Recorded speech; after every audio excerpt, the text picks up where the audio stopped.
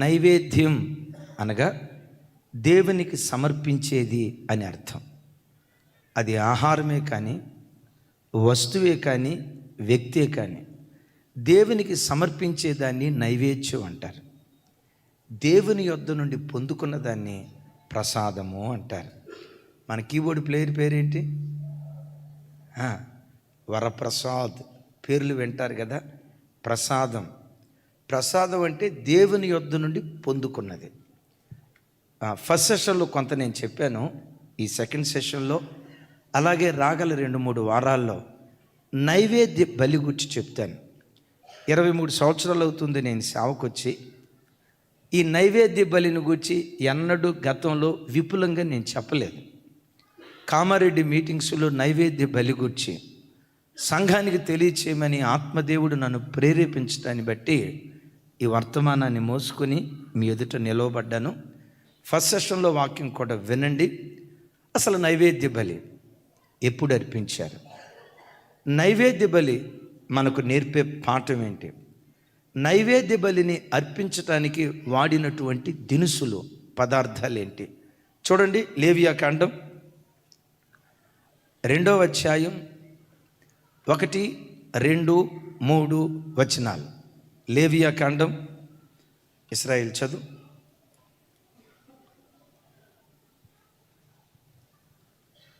లేవియాకాండం 2వ అధ్యాయం. నాతో కలిసి అందరూ పెద్దగా చెప్పాలి. మీరు నోరు తెరిచి మాట్లాడుతూ ఉన్నప్పుడే, నేను ఏదైనా అడిగితే వెంటనే మీరు ప్రత్యుత్తరం ఇచ్చినప్పుడే వాక్యం మీ మైండ్లో ఫిక్స్ అవుతుంది. ఒట్టి ప్రేక్షకులుగా ఉండొద్దు.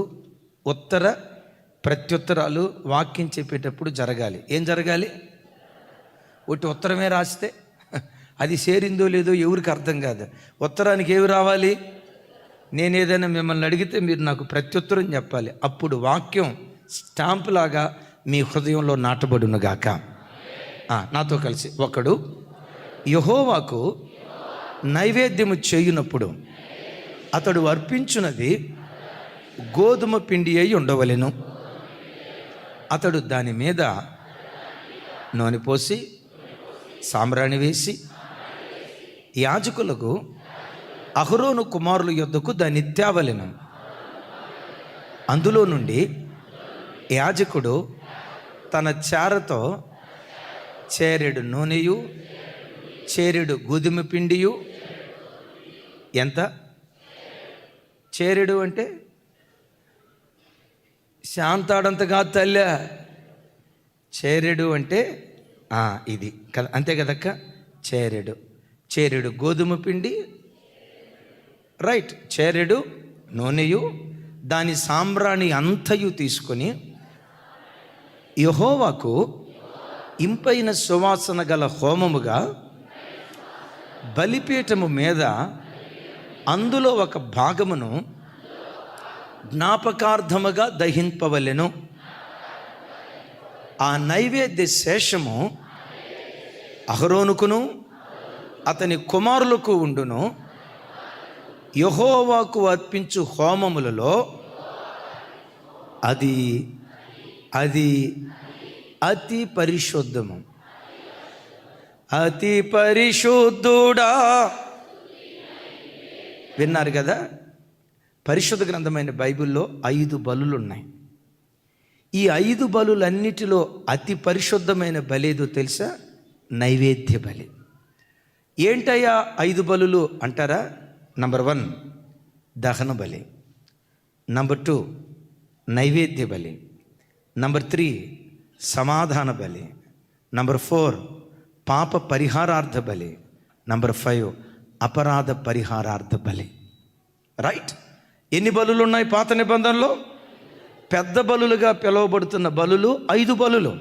మొట్టమొదటి బలి పేరు అందరూ నోరు తెరిచి పెద్దగా చెప్పండి.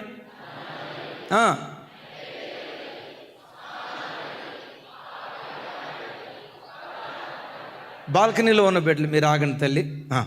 బాల్కనీలో ఉన్న బిడ్డలు చెప్పండి. నంబర్ 1. మీరు బాల్కనీలో ఉన్నారా?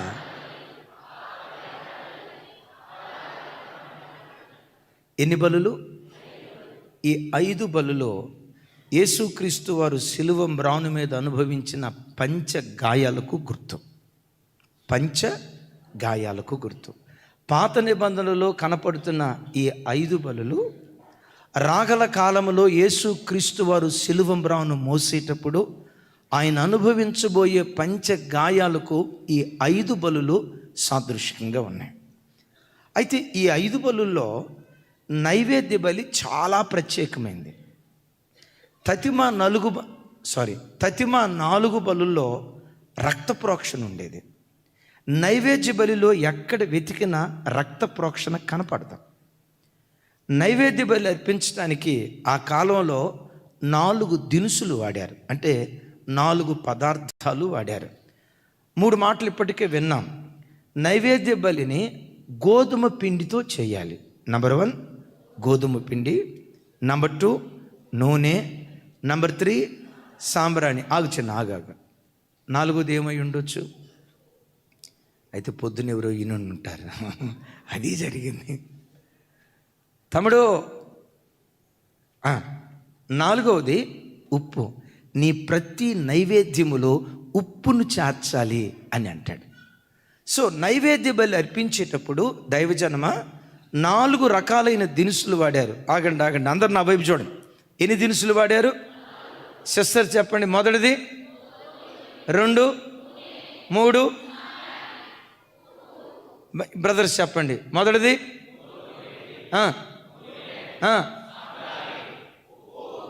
ఈ 4 దినుసులతో నైవేద్యాన్ని అర్పించారు. అయితే ఈ సమయంలో మొదటి దినుసు గోధుమ పిండిని గూర్చి చెప్తాను. ఈ గోధుమ పిండి మనకు నేర్పే దివ్యమైనటువంటి పాఠం. గోధుమ పిండిని గూర్చి చెప్పే ముందు గోధుమను గూర్చి ఉదయం ఫస్ట్ సెషన్లో చెప్పాను. అయితే ఒకటి గమనించండి, పరిశుద్ధ గ్రంథమైన బైబిల్లో గోధుమ దేనికి సాదృశ్యం అంటే మన ఆరాధ్య దైవం ప్రభు అయిన యేసుక్రీస్తు వారికి సాదృశ్యం. గోధుమ యేసుక్రీస్తుకు సాదృశ్యమైతే గోధుమ పిండి యేసుక్రీస్తు వారు అనుభవించబోయే శ్రమలకు సాదృశ్యం. గోధుమ పిండిగా మార్చబడాలంటే ఏం చేయబడాలి? దంచబడాలి. యేసుక్రీస్తు వారు అనే గోధుమ శ్రమల చేత నలగొట్టబడ్డాడు. నలగొట్టబడిన యేసుక్రీస్తు వారిని దేవుని యొక్క వాక్యం గోధుమ పిండితో పోలుస్తుంది. మీరు ఒక్క మాట అడగొచ్చు, అన్న యేసుక్రీస్తు వారిని గోధుమతో దేవుని వాక్యం ఎక్కడ పోల్చింది? ఒక ఆలోచన రావచ్చు. యేసుక్రీస్తు వారిని చూడటానికి గ్రీసు దేశస్తులు వచ్చారని ఆంద్రేయ ఫిలిప్ వచ్చి యేసు ప్రభుతో చెప్పినప్పుడు యేసు ప్రభు వారు అంటారు, ఇదిగో ఫిలిప్పు, ఆంద్రేయ, గోధుమ గింజ భూమిలో పడి చావక ఉండిన యొడల అది ఒంటిగానే ఉంటుంది, అది భూమిలో పడి చచ్చిన యొడల విస్తారంగా ఫలిస్తుంది. అంటే ఎవరిని గూర్చి చెప్పాడు ఆ మాట? యేసుక్రీస్తు వారు తనను గోధుమ గింజతో పోల్చుకొని తన శిలువ మరణాన్ని గూర్చి ప్రభు అక్కడ చెప్పినట్లుగా లేఖనాల్లో చూస్తున్నాం. ఆ మాటకున్న అర్థం ఏంటంటే, ఇదిగో నాయనా ఫిలిప్పో, గోధుమ గింజగా పిలువబడుతున్న నేను శిలువ మరణం పొందక మునుపు, సమాధి చేయబడక మునుపు, పునరుద్ధానుడనై తిరిగి లేవక మునుపు ఒక్క ఇశ్రాయేలు జాతిని మాత్రమే నా దగ్గరికి ఆకర్షించుకున్నా. ఎప్పుడైతే గోధుమ గింజ భూమిలో పాతి పెట్టబడి చనిపోయి అది ఎప్పుడైతే ఫలించడం ప్రారంభిస్తుందో ఒక్క ఇశ్రాయేలీలను మాత్రమే కాదు, ప్రపంచంలో ఉన్న ప్రజలందరినీ నా దగ్గరికి ఆకర్షించుకుంటా. ఇది భవిష్యత్తులో జరగబోతుంది. ప్రభువారు చెప్పినటువంటి మాట నిజమే. ప్రభు బిడ్డలారా, యేసుక్రీస్తు వారు శిలువ మరణానికి అప్పగించబడక మునుపు, సమాధి చేయబడక మునుపు యేసుక్రీస్తు వారి దగ్గరికి ఒక్క ఇశ్రాయేలు జాతి, ఇశ్రాయేలు దేశం మాత్రమే వచ్చింది. ఎప్పుడైతే ప్రభు సమాధి గుండెను చీల్చి మృత్యుంజయుడై తిరిగి లేచాడో, నేటి కాలంలో ప్రపంచంలో 252 దేశాలుంటే 252 దేశాల ప్రజలు యేసుక్రీస్తు ప్రభు దగ్గరికి రాగలిగారు. చెప్దాం ఆమేన్. అంటే యోధా మత పెద్దలు ఏమనుకున్నారు? ఈయన తొక్కేస్తే, ఈయన చంపేస్తే, ఈయనను గనక సమాధి చేస్తే క్రైస్తవుడనేవాడు భూమి మీద ఉండడు అని అనుకొని యేసు ప్రభును సమాధి చేస్తే, కానీ అద్భుతం తెలుసా? ఎప్పుడైతే ప్రభువు సమాధిలో నుంచి పునరుత్థానుడై తిరిగి లేచాడో ప్రపంచంలో ఉన్న ప్రజలందరినీ తన దగ్గరికి ఆకర్షించుకున్నాడు.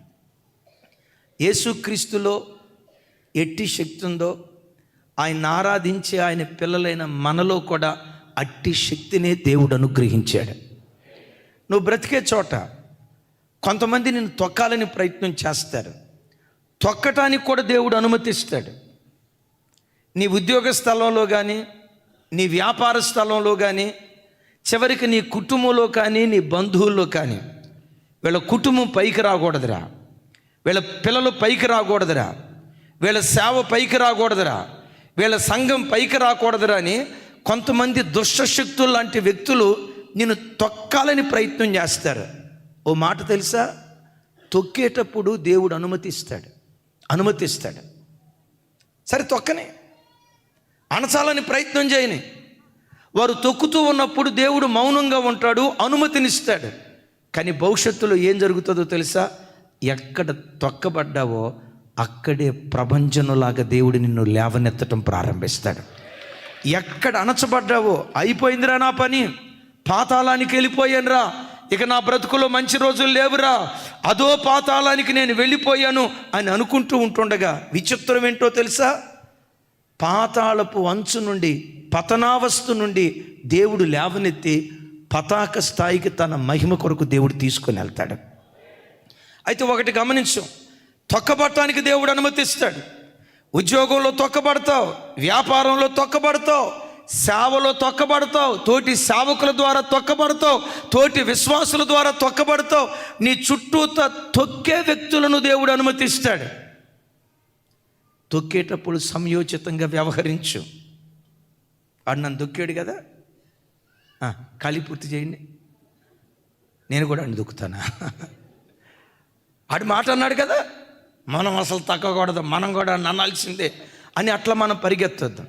ఎవరైనా ఎప్పుడైనా నేను తొక్కుతున్నారంటే గుండెల్లో నుంచి రావాల్సిన మాట ఏంటో తెలుసా, ఈరోజు తొక్కబడుతున్నానంటే రేపు దేవుడు లేవనెత్తబోతున్నాడు. లేవనెత్తే రోజులు నా బ్రతుకులో దేవుడు అనుమతించబోతున్నాడు. ఈరోజు చీకటి వచ్చిందంటే విశ్వసించు, రేపు వెలుగు రాబోతుందని. ఈరోజు మార అనుభవిస్తున్నావంటే రేపు మాధుర్యాన్ని అనుభవించబోతున్నావని ఎరిగి తొక్కేటప్పుడు మౌనమై దేవుని స్తుతించు. ఎక్కడ అణచబడ్డావో, అవమానం పొందిన చోటే ఖ్యాతిని, మంచి పేరును దేవుడు అనుగ్రహిస్తాడు. చప్పలు కొడుతూ స్తోత్రాలు చెప్దాం. కొంతమంది ఏం చేస్తారంటే, ఉద్యోగ స్థలంలో ఏదైనా ప్రాబ్లం వచ్చింది అనుకోండి, ఉద్యోగ స్థలంలో ప్రాబ్లం వచ్చింది అనుకోండి, నా దగ్గర వచ్చి అడుగుతారు, అన్నయ్య డ్యూటీ మారదాం అనుకుంటున్నాను అన్నయ్య, ఇంకోసారి డ్యూటీ దొరికేటట్టుగా ప్రార్థన చేయండి అన్న, మీరు గట్టిగా ప్రార్థన చేయండి అన్న అంటారు. ఎందుకు డ్యూటీ మారాలనుకుంటున్నావు అన్నాను. ఈ డ్యూటీలో టార్చర్ అయిపోయిందన్నా, నేను క్రిస్టియన్ అని ఎగతాళి చేస్తున్నారన్నా, ఇంకో చోటకి వెళ్తాను అన్నా. మరి ఇంకో చోటకి వెళ్తే ఎగతాళి చేసేవాళ్ళు అక్కడ ఉండరా? ఈ కోతి బ్యాచ్ ప్రపంచంలో ఎక్కడికి వెళ్ళినా ఉంటుందా ఉండదా? ఒక్కలు సరిగ్గా చెప్పలా, ఉంటుందా? పారిపోవటం కాదు పరిష్కారం, శ్రమల మధ్యలో ఎదురొడ్డి నిలవబడి పోరాడటం పరిష్కారం. ఓ రోజు సేవకుడు, వాళ్ళు ప్రతిష్ఠించబడిన సేవ, మన సేవకులు పిల్లల్లాగా ప్రతిష్ఠించబడిన వాళ్ళు, సంపన్న కుటుంబంలో పుట్టి పెరిగి ఆ యవనస్తుడు దేవుని సేవ చేయాలని వెళ్ళాడు. కుటుంబంలో పరిస్థితి ఏంటో తెలుసా, బాత్రూములు కడిగేది ఒకళ్ళు, కిచెన్లో పనిచేసేది ఒకళ్ళు, బట్టలు ఉతికేది ఒకళ్ళు. ఏం అంత సీరియస్గా చూస్తున్నారు? ఈ స్త్రీ అంత సంపన్న కుటుంబంలో పుట్టి పెరిగి ప్రతిష్ఠించబడిన సేవకి వెళ్ళాడు. సేవలో సహజ సిద్ధంగా ఉండే ప్రక్రియ ఏంటంటే, దేనత్వాన్ని నేర్పటానికి సేవకులను, అనుభవం కలిగిన నాయకులు పరిచర్యలో నలగొడతారు. నా వైపు చూడాలి, అరే నా వైపు చూసి చెప్పండి తల్లి. పరిచర్యలో నలగొడతారు. ఎందుకు నలగొడతారో తెలుసా? పరిచర్యలో నలగొట్టబడిన వాడు భవిష్యత్తులో రేపు ఎంత ఎదిగినా, వెతికినా ఎంత గర్వం కూడా కనపడతాం. గోధుమలు బాగా దంచబడితే మెత్తనవుతాయా లేదా? పైపైన దంచితే మీరు దంచేటట్టే ఉన్నారు. అట్టాగా గోధుమలు మెత్తగా కావాలంటే ఏం చేయాలి? దేంతో? చిన్న కరపలు తీసుకొని, మా అమ్మే అమ్మో దెబ్బ తలుగుతుందమ్మా, మా అమ్మని నాజుకు కొడితే కుదరదు, రాకలు తీసుకొని, అరే పెద్దగా చెప్పండి, దంచో, ఎంత దంచితే అంత మెత్తన పిండి అవుతుంది. సేవకు వచ్చాడు, బట్టలు ఉతికించడం, ఇస్త్రీ చేయించడం, చివరికి అంట్లు గడిగించడం, ఇవన్నీ చేసిన తర్వాత కూడా బట్టలు ఉతికితే ఈ ఉతికిన బట్టను ఇట్లా చూసి, రేయ్ బట్టలు ఉతికేది ఇంతేనా? ఈ బట్టకు పట్టిన మురికి వదలగొట్టడం నీకు రాకపోతే రేపు విశ్వాసుల హృదయానికి పట్టిన మురికి నువ్వెట్లా వదలగొడతావురా? ఈ మురికి వదలగొడితే టార్చర్ పెట్టేవాళ్ళంట కావాలని. నాకొద్దు, మా ఇంట్లో బాత్రూమ్లు కడగటానికి ఒక మనిషి, ఇస్త్రీ చేయడానికి ఒక పని, మా బట్టలు తిరగ మంది, ఎంత ఆర్భాటంగా అక్కడ బ్రతికితే ఎక్కడొచ్చి బానిస బ్రతుక, నేను వెళ్ళిపోతా ఇంటికి అని బయలుదేరాడంట. బయలుదేరి వెళ్తా ఉంటే ఈ పరంపరలో ఒక చోట సువార్త కొట్టడం జరుగుతుందంట. సరే వెళ్తున్నాం కదా, ఒకసారి 4 మాటలు విని వెళ్దాంలే అని చెప్పి ఆడికి వెళ్తే విచిత్రం తెలుసా, అక్కడ దైవజనుడు చెప్తున్నాడట, శారాదాసివైన హాగరు ఎక్కడి నుంచి బయలుదేరి సేవకుడు చెప్తూ అన్నాడట, నీ యజమానురాలైన శారా చేతి కింద నెత్తి మీదకి ఎక్కమన్నాడా? శారా చేతి కింద అణిగుండు అన్నాడంట. అని నాగటి మీద చెయ్యి పెట్టి వెనుతిరిగి చూచువాడు నా రాజ్యానికి పాత్రుడు కాదు. నా కాడి మీద చేయి పెట్టావు కదా, నా సేవ చేస్తానని వచ్చావు కదా, చావైనా బ్రతుకైనా యేసు క్రీస్తు కొరకు ఒక బానిసలాగా బ్రతుకుతానని నా నాగటి మీద చేయి పెట్టావు కదా. సమస్యల మధ్యలో పరిగెత్తొద్దు.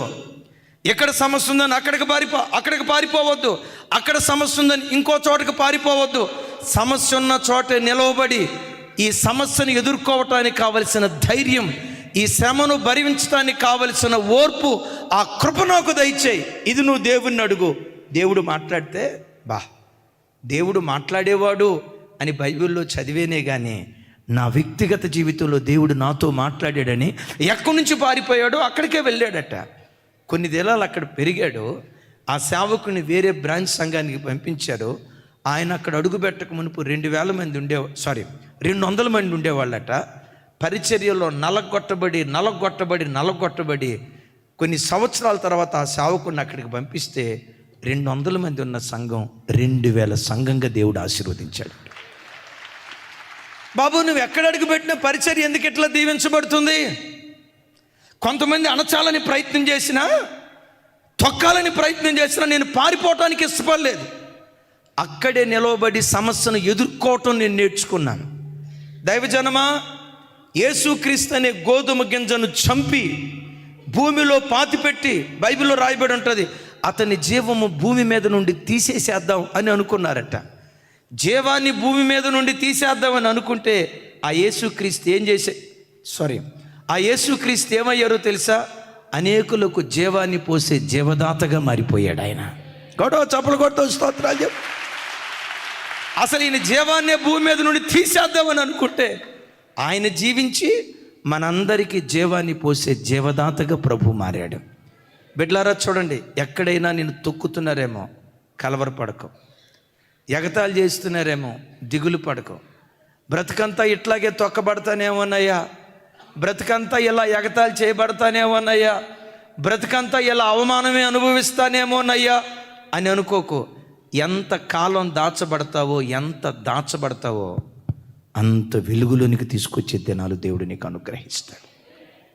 సో గోధుమ గింజ ఎవరికి గుర్తు? అర్థమైంది కదా? అయితే గోధుమ గింజను నైవేద్య బలిలో అర్పించకూడదు. గోధుమలను ఏం చేయాలి? గోధుమలను ఉదయం చెప్పాను, రోట్లో వేసి దంచితే మెత్తగా ఇద్దా, మిక్సీలో వేసి దంచితే మెత్తగా ఇద్దా అమ్మా? పాత రోజుల్లో ఈ క్రిస్మస్ పండుగ వచ్చింది అనుకోండి, అద్భుతం. వారం రోజుల ముందు నుంచే ఊరంతా పండగ, రోళ్ళకి అసలు ఖాళీ ఉండదు. నానబోసిన బియ్యం తీసుకొచ్చి ఒకసారి గుర్తు తెచ్చుకోండి తల్లి. ఆ రోజులో కొన్నిసార్లు అనిపిస్తుంది, ఆ రోజులే బ్రహ్మాండంగా ఉండే. ఒక్కళ్ళు ఆమె ఏం చెప్పలే. చైతన్య బ్రదర్, నాకు అప్పుడప్పుడు అనిపిస్తుంది ప్రభు వచ్చి మామూలుగా సరదాగా మరే నీ జీవితంలో గతంలో ఏం జరగాలని కోరుకుంటావు, ఒకసారి కోరుకోరు అంటే నాకు టకామని అనిపిస్తుంది. ప్రభువా మరలా 7వ తరగతిలో జాయిన్ అవ్వాలని ఆయన తెల్ల సొక్కాయ పులుగు నిక్కరేసుకొని తలకు ఫుల్గా నూనె పెట్టుకొని పుస్తకాలు చూడండి.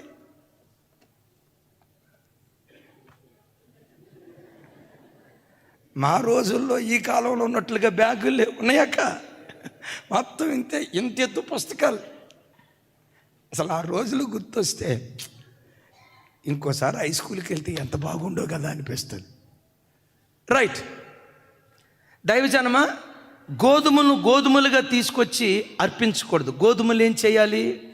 దంచాలి. ఎక్కడ దంచాలి? రోటిలో దంచాలి. దంచబడుట దేని గుర్తో తెలుసా? శ్రమలతో నలగొట్టబడిన జీవితం. యేసుక్రీస్తు ఎవరు? దేవుని కుమారుడు. దేవుని కుమారుని శ్రమ పెట్టాలా? దేవుని కుమారుడికి శ్రమలు అవసరమా? దేవుని కుమారుణ్ణి దేవుడు శ్రమ పెట్టడానికి అనుమతించాడా? అనుమతించాడు. ఎందుకు యేసుక్రీస్తు వారిని శ్రమ పెట్టి శ్రమల పాఠశాల ద్వారా ప్రభు తీసుకొని వెళ్ళాడు? యేసుక్రీస్తు వారిని 3 రకాలుగా తండ్రి అయిన దేవుడు దంచాడు. నంబర్ 1 మనుషుల ద్వారా శ్రమ. నంబర్ 2 సాతాను ద్వారా శ్రమ. నంబర్ 3 తండ్రి అయిన దేవుని ద్వారానే యేసుక్రీస్తుకు శ్రమలు వచ్చాయి. ఎందుకు ఇంతగా శ్రమపరచబడ్డాడు? హెబ్రీయులకు రాసిన పత్రిక, అందరూ మీ బైబిల్ తెరవండి. హెబ్రీయులకు రాసిన పత్రిక 2వ అధ్యాయం 10వ వచనం 11వ వచనం నాతో కలిసి చెప్పండి. ఎవని నిమిత్తము సమస్తమును ఉన్నవో, ఎవని వలన సమస్తమును కలుగుచున్నవో ఆయన అనేకులైన కుమారులను మహిమకు తెచ్చుచుండగా, ఇక్కడి నుంచి పెద్దగా చెప్పండి, వారి రక్షణ కర్తను శ్రమల ద్వారా సంపూర్ణునిగా చేయుట ఆయనకు తగును. పరిశుద్ధ పరచు వారికిని పరిశుద్ధ పరచబడు వారికిని అందరికిని ఒక్కటే మూలం. Rule is rule. అబ్బా, ఇంకోసారి చెప్పండి. రూల్ అన్న చెప్పాలి. Rule is rule for all. అందరికీ ఒకటే నియమం. యేసుక్రీస్తుకు ఒక నియమం ఉందట. యేసుక్రీస్తు వారికి ఒక నియమం, మనకి ఇంకొక నియమం కాదు. యేసుక్రీస్తు నియమం ఏదో అదే మన నియమం అయి ఉంది. అందరూ చెప్పండి గట్టిగా ఆమేనని. యేసుక్రీస్తు ఏ మార్గం గుండా వెళ్ళాడో మన మార్గం కూడా అదే. యేసుక్రీస్తును తండ్రి అయిన దేవుడు నడిపించిన దారే క్రైస్తవ సంఘాన్ని కూడా అదే దారి గుండా నడిపించాలని తండ్రి అయిన దేవుడు ఆశపడుతున్నాడు. ఇంతకీ యేసుక్రీస్తు వారిని నడిపించింది పూల బాటలో నడిపించలేదు తండ్రి, ముళ్ళ బాటలో నడిపించాడు. శ్రమల బాటలో నడిపించాడు. సిలువ బాటలో నడిపించాడు. వింటున్నారు ఈ మాట? క్రైస్తవ్యం జనమా, క్రైస్తవ్యం ఏ ఒక్క నాటికి పూల బాట కాదు, ఇది ముండ్ల బాట. క్రైస్తవ్యం ఏ ఒక్క నాటికి సుఖ సౌఖ్యాలు అనుభవించేది కాదు, శ్రమలతో నిండుకున్న జీవితం క్రైస్తవ జీవితం. ఎందుకు యేసుక్రీస్తు వారి జీవితంలో శ్రమలు అనుమతించాడంటే అక్కడ అంటాడు 10వ వచనం ముగింపులో, నాతో కలిసి చెప్పండి ఈ మాట. 10వ వచనం ముగింపు, వారి రక్షణకర్తను శ్రమల ద్వారా సంపూర్ణుని చేయుట ఆయనకు తగును. ఆగుచండి. వారి రక్షణకర్తను. నా వైపు చూసి సమాధానం చెప్పండి. మన రక్షణకర్త ఎవరు? మన రక్షణకర్తను తండ్రి అయిన దేవుడు సంపూర్ణుని చేశాడట. దేని ద్వారా? సంపూర్ణమైన పాఠశాలలో జాయిన్ చేశా, పర్ఫెక్షన్ అనే యూనివర్సిటీలో జాయిన్ చేశా? నో. వాక్యం వినిపించా? కాదు. పరిశుద్ధాత్మ కుమ్మరించా? లేదు. అలా రాయబడలేదు. ఏమని రాస్తుంది? వారి రక్షణకర్తను శ్రమల ద్వారా సంపూర్ణుని చేశాడు. క్రైస్తవునికి శ్రమలు వచ్చేది నాశనం చేయటానికి కాదు, సంపూర్ణపరచటానికి శ్రమలు దేవుడు అనుమతిస్తాడు. లోకస్తులకి మనకున్న ప్రత్యేకత ఏంటో తెలుసా? లోకస్తులకు శ్రమలు వస్తాయి, మనకు శ్రమలు వస్తాయి. లోకస్తులు శ్రమల బాట గుండా వెళ్తారు, మనం శ్రమల బాట గుండా వెళ్తాం. అయితే మనకొచ్చే శ్రమల్లో ఉన్న ప్రత్యేకత ఏంటో తెలుసా? వారికి వచ్చిన శ్రమలు వాళ్ళను నాశనం చేస్తే, మనకొచ్చిన శ్రమలు మనలను సంపూర్ణులుగా మారుస్తాయి. నీ బ్రతుకులో నువ్వు అనుభవించే ఏ శ్రమ నిన్ను నాశనము చేయదో దేవుడు తన మహిమ కొరకే దాన్ని అనుమతించాడు. చప్పట్లు కొడుతూ స్తోత్రాలు చెప్దాం. మన రక్షణకర్త అయిన యేసుక్రీస్తు వారిని పరలోకపు తండ్రి శ్రమల ద్వారా సంపూర్ణం చేశాడట. చెప్పండి, దేని ద్వారా? శ్రమల ద్వారా సంపూర్ణం చేశాడు. అయ్యా, ఇక యేసు ప్రభు శ్రమల ద్వారా సంపూర్ణం చేశాడు కాబట్టి ఇక నాకు శ్రమలు లేవేమో అని అనుకునేరు కాక 11వ వచనంలో అంటాడు, పరిశుద్ధపరచు వారికిని, పెద్దగా పరిశుద్ధపరచు వారికిని, పరిశుద్ధపరచబడు వారికిని అందరికీ ఒకటే నియమం, అందరికీ ఒకటే మూలం. నా వైపు చూడండి అందరూ. మనలను పరిశుద్ధపరిచేది ఎవరు? యేసయ్య, యేసుక్రీస్తు వారి రక్తం. గమనించండి, పరిశుద్ధ పరిచేవానికి, పరిశుద్ధ పరచబడేవానికి, పరిశుద్ధపరచబడేది ఎవరు? మనం. పరిశుద్ధపరిచేది ఎవరు? యేసుక్రీస్తు వారు. యేసుక్రీస్తు వారికి ఏ నియమమో, ఏ మూలమో, సంఘానికి కూడా అదే మూలం. బిడ్డలారా, యేసుక్రీస్తు ఎలా శ్రమపరచబడ్డాడో క్రైస్తవులుగా, దేవుని బిడ్డలుగా భూమి మీద మనకు అలాంటి శ్రమలు వస్తాయి. అయితే నీకు ఎదురయ్యే శ్రమ ఎలాంటిదో తెలుసా? ఆ పొద అగ్నితో మండుతుంది, కాలి బూడిద కాలేదు. ఎన్ని శ్రమలైనా రాని, ఎన్ని ఆపదలైనా రాని, ఎన్ని ఉపద్రవాలైనా రాని, ఎన్ని కీడులైనా రాని, ఎన్ని నష్టాలైనా రాని, ఎన్ని శ్రమలు వచ్చినా శ్రమలు కాల్చి నిన్ను బూడిద చేయలేవు. దేవుడు తన మహిమ కొరకే, సంపూర్ణత కొరకే అనుమతించాడు. అందరం గట్టిగా చెప్దాం ఆమేన్. అయితే యేసుక్రీస్తు వారిని దంచే ప్రక్రియలో మొట్టమొదట ఎవరి ద్వారా దంచాడో తెలుసా? మనుషుల ద్వారా దంచాడు. చెప్పండి చెప్పండి చెప్పండి. అపోస్తులైన పేతురు వారు యేసుక్రీస్తు వారి గురించి చెప్తూ ఇలా అంటారు. నా వైపు చూసి చెప్పండి. ఆయన మేలులు చేయుచు సంచరించుచుండెను. పెద్దగా చెప్పాలరా తల్లి. ఆయన వెళ్ళిన ప్రతి చోట మేలు చేశాడా, కీడు చేశాడా? గుడ్డివారికి చూపించాడు, మేలా కీడా? మోగవారు మాట్లాడేటట్లుగా చేశాడు, మేలా కీడా? పాపులను పవిత్రులుగా చేశాడు, మేలా కీడా? యేసుక్రీస్తు వెళ్ళిన ప్రతి చోట ఆయన మేలు చేస్తూనే వచ్చాడు, కానీ ఒక్క వ్యక్తికి కూడా కీడు చేయలే. బైబిల్లో ఎక్కడైనా యేసుక్రీస్తు వారు పలానా వ్యక్తికి కీడు చేశాడు అని బైబిల్లో ఎక్కడైనా రాసి ఉందా? అరే బైబిల్లోనే కాదండి, మిమ్మల్ని అడుగుతా, మీలో ఎవరికైనా దేవుడు కీడు చేశాడా? ఏమంత డౌట్గా చెప్తున్నారమ్మా? నీ దేవునికి నీవు కీడు చేసావేమో, కానీ నీ దేవుడు ఎన్నడూ నీకు కీడు చేయలే. ఎందుకో చెప్పమంటారా?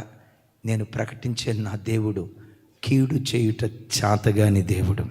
నా దేవునికి మేలు చేయటమే చేతనం, నా దేవునికి ఉపకారం చేయటమే చేతనం.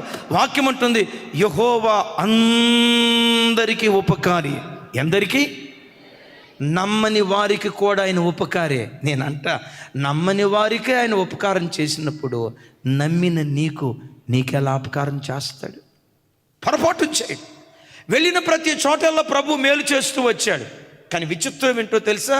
33.5 సంవత్సరాల తర్వాత యెరూషలేం పట్టణానికి వెళ్ళినప్పుడు ఆదివారం ప్రజలంతా అన్నారు, జై హో జై హో యేసన్నా జై హో, హోసన్నా జై హో, హోసన్నా జై హో అని ఆహ్వానించి 4 రోజులు గడిచిందో లేదోనండి, శుక్రవారం ఏమన్నారు తెలుసా?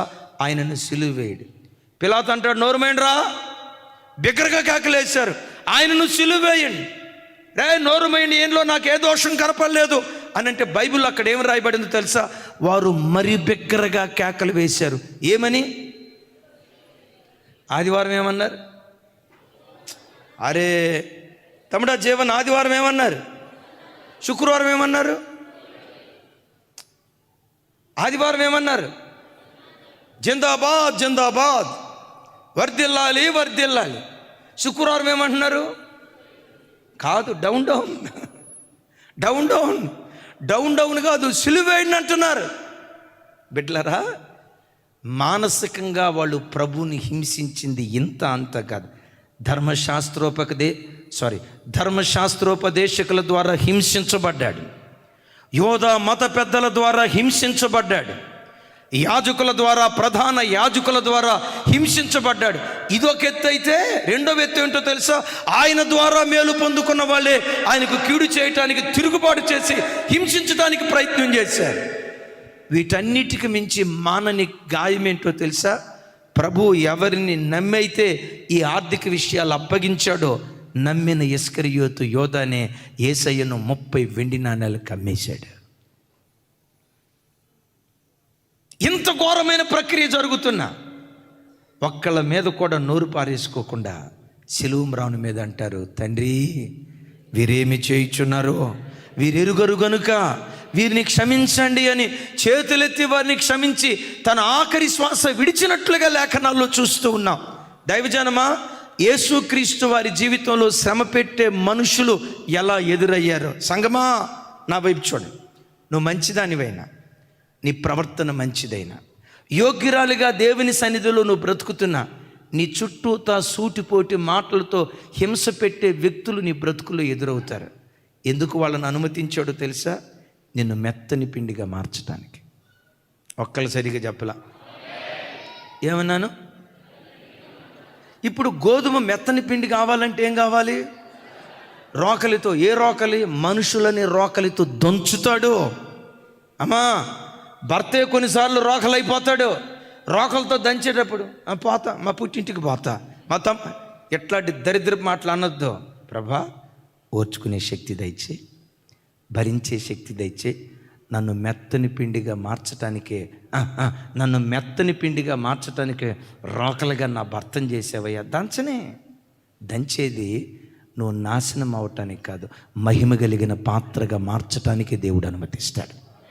ఇంకో మాట చెప్తాను, నీ మోచేతి నీళ్ళు త్రాగిన వాడే నీ వెనక గోతులు తవ్వుతూ ఉంటాడు. దేవుడు అనుమతిస్తాడు.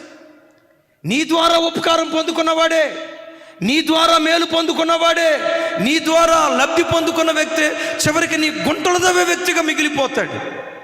ప్రభా, ఎందుకు ఇలా చేసావు? ప్రభు దగ్గరికి వెళ్ళయ్యా, నేను వాడికి అంత మేలు చేశానయ్యా, వాడు నాకు ఎంత కీడు చేశాడయ్యా, నువ్వేమయ్యా అసలు నువ్వు చూస్తున్నావా లేదని ప్రభు దగ్గరికి వెళ్తే అంటాడు. ప్రభు అంటాడు, ఒరే నీకే కాదురా, నాకు కూడా ఇస్కరియోతు అట్లాగే చేశాడురా, నేను నడిచిన దారిలోనే నువ్వు వెళ్తున్నావు. ఒక్కళ్ళు ఆమెం చెప్పలా? ఏమన్నాను? ప్రభా, వాడు అట్లా నీ మోసం చేశాడయ్యా, వాడు గోతులు తవ్వాడయ్యా, నా ద్వారా ఉపకారం పొందుకొని, మీ భాష చెప్పమంటారా, నా ఉప్పు తిని, నా పప్పు తిని చివరికి వాడే నా గోతులు తవ్వుతున్నాడయ్యా అని అంటే ప్రభు చూసి, చూడు ఇజ్రాయేలీయుడురా, మన తలకాయ మీద చేయబెట్టి తల దూవుతా, ఏడు కాసేపు ఏడవక నాయన పర్వాలేదు, ఓర్చుకొని ఆయన అంటాం. ప్రభు అంటాడు, నవ్వుతా, వరి పిచ్చోడా, నీకే కాదురా, నాకు కూడా ఎదురైంది, మరి నా బాధ ఎవరికి చెప్పుకునేది? దంచాడు మనుషులతో. ఎందుకో తెలుసా? నాశనం చేయాలని కాదు, మెత్తని పిండిగా మార్చాలని. చప్పలు కొడుతూ దేవునికి స్తోత్రాలు చెప్దాం. ఆమెన్. రెండవది, దేని ద్వారా రైట్ యేసుక్రీస్తు వారిని మాత్రమే కాదు, దెసలోనియ సంఘంతో అపోస్తలుడైన పౌలు వారు భలే చక్కటి మాట అంటారు. దెసలోనికి రాసిన మొదటి పత్రిక 2వ అధ్యాయం 14వ వచనం. దెసలోనికి రాసిన మొదటి పత్రిక. తమ్ముడు చదువు రాజు ఇజ్రాయేల్. అవును సహోదరులారా, యోదయాలో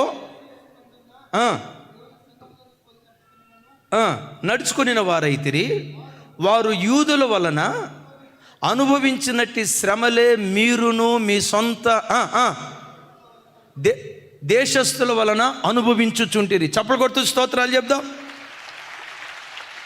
అందరు నా వైపు చూడండి. దెసలోనియ సంఘంతో అంటాడు, దెసలోనియ సంఘమా, యోదయాలో ఒకప్పుడు సంఘం ఉండేది, ఇప్పుడు ఉందనుకోండి అంటాడు ఆయన. యోదయాలో సంఘం ఉంది. యోదయాలో ఉన్న సంఘాన్ని యూదులు హింసించారట. యోదయాలో ఉన్న సంఘాన్ని యూదులు ఎలా హింసించారో, దెసలోనియాలో ఉన్న సంఘాన్ని కూడా ఆ దేశస్థులు, దెసలోనికయ దేశస్థులు హింసిస్తున్నారు. భయపడకండి, వాళ్ళకేది జరిగిందో మీకు అదే జరుగుతుంది, క్రీస్తు అడుగుజాడలను మీరు వెంబడిస్తున్నారు అంటాడు. వినారా? దెసలోనియా సంఘాన్ని దెసలోనికయ దేశస్థులు ఎలా హింసించారో. అయ్యా, మరలా నా వైపు చూడండి. యోదయాలో ఉన్న సంఘాన్ని యోధా దేశస్థులు ఎలా హింసించారో భరత గడ్డలో బ్రతుకుతున్న మనలను కూడా, అందరూ కాదు, కొందరు ఈ దేశస్థులు మనల్ని హింసిస్తారు. దీని నుదుట బొట్టు కూడా లేదు, దీనికి చేతులు గాజులు కూడా లేవు, మొండమోపిదైపోయింది. భర్త బ్రతికొండగానే భర్తను చంపేసింది, నోటికొచ్చినట్టు మాట్లాడతారు, సూటిపోటి మాటలతో హింసిస్తూ ఉంటారు.